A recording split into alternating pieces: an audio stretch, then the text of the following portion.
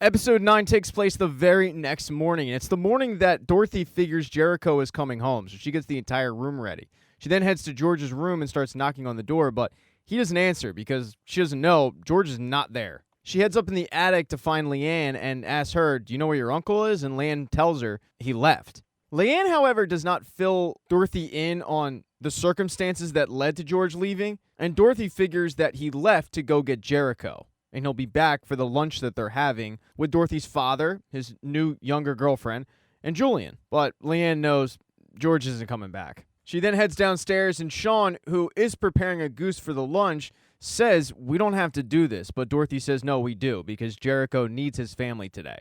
So Sean heads off to continue cooking lunch, but outside, Julian, his dad, and his dad's girlfriend, Courtney with a K, are discussing the circumstances regarding this lunch and what they're going to do, with Julian filling his dad in on the fact that they think Jericho is being brought back. Julian says, with Dorothy's fragile mental state, you probably shouldn't ask too many questions. Courtney wants to get filled in because, in her defense, all of this is pretty confusing. They had a baby, then it was a fake baby, then it was a real baby, now the baby's gone, baby's coming back. But Julian's pretty rude to her. He has no time for Courtney with a K. The group then heads inside, knowing that they have to be on their best behavior because of Dorothy. And even though Courtney with a K tells Dorothy that she's a big fan, Dorothy is just like her brother. She has no time for her. Julian, on the other hand, acts super weird when Leanne comes downstairs. And while Leanne is planning on talking to Julian later, she wants to talk to Sean first. She tells Sean that Uncle George left. He's not coming back. Sean used the example of his healed hand, saying, "Your uncle wants to help us." But she explains how her uncle isn't like her. He's not willing to break the rules. She asks Sean, what is Dorothy going to do if he doesn't come back today? And that's a question that Sean doesn't even want to think about. Because Dorothy has really banked on Jericho being back. She's even going outside and looking in the street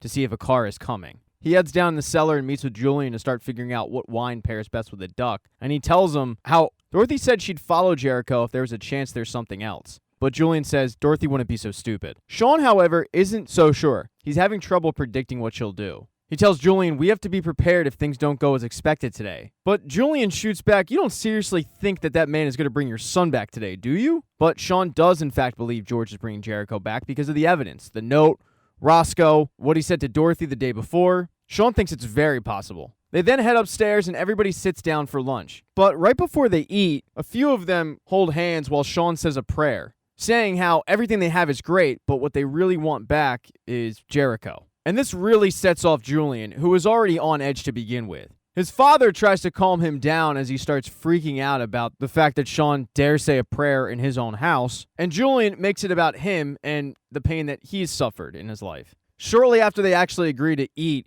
Dorothy hears a car outside and she rushes to see if it's Jericho. And Julian is getting nonstop phone calls from Natalie. It gets so bad that he excuses himself and does a bump of cocaine in the bathroom. When he heads out, he heads to the liquor cabinet, but he ends up running into Leanne. And she asks him, how do people act after? And he just cuts her off and says, they don't. What we did was a mistake. She tells him, I feel different now, Julian. More powerful. It feels good. He tells her, though, this isn't right. I'm not right in the head. And she gets really close to him, saying, then let me take your pain away. Just like I did last night. He's kind of backing up and says, what are you doing, Leanne? And she just says, what I want. Julian, though, gets called away by his father. And he heads into the living room where they're all playing charades. Everybody except Dorothy and Sean, because Sean has gone outside to be with his wife as she waits for Jericho. She's getting concerned, though, that she might have been wrong about this whole situation. She asks Sean, could they possibly be testing us or watching us? And Sean tells her, don't think about that. Think about Jericho back in your arms. She then starts telling Sean everything she's planning on doing with Jericho once he returns home. Eventually, Sean and Dorothy walk in where Julian, their dad, and Courtney with a K are all playing charades.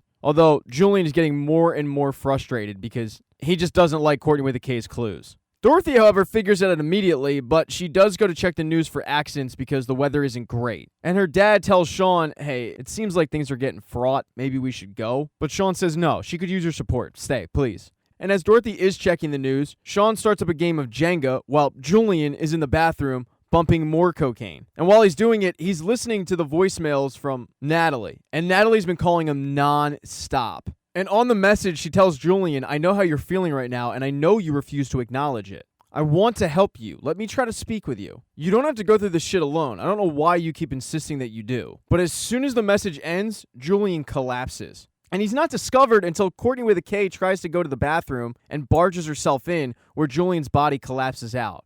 And immediately everybody starts freaking out because it's clear that Julian is overdosed. So they call the paramedics as Sean tries to do CPR on him to revive him. Now, Dorothy was late to arrive because she headed down to the basement. But when she does, she looks absolutely horrified. And no matter how much Sean tries, he cannot get Julian to come back. At one point, he actually just gives up, deciding to wait for the paramedics.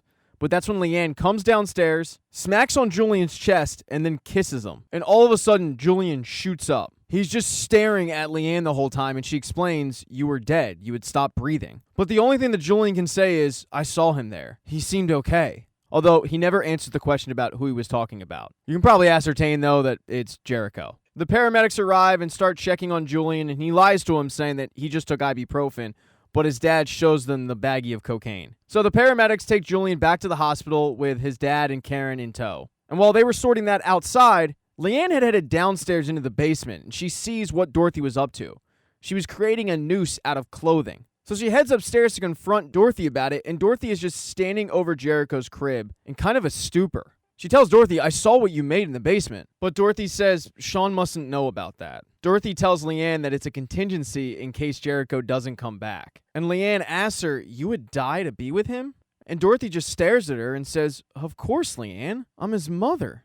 Sean, though, is downstairs looking all over for Dorothy, and he can't find her. And that's when he gets a knock at the door from a woman who is in a black shroud, looking like she just came from a funeral. And when he opens the door, she says, "Mr. Turner, I understand you're looking for Jericho." Thanks for checking this recap out. Consider subscribing to the channel and liking the video if you liked it. Hit thumbs down if you didn't. If you don't see the next episode in one of the end screens, not to worry, it'll be up shortly. Be nice in the comments section. If you heard a mistake, hey, mistakes happen. You don't have to point it out. You can just keep it moving. And check out my guys over at Scene Invaders. They're reacting live to each episode of Servant. It's not a recap. It's just their reaction to the episode. It's really good stuff. Check them out as well.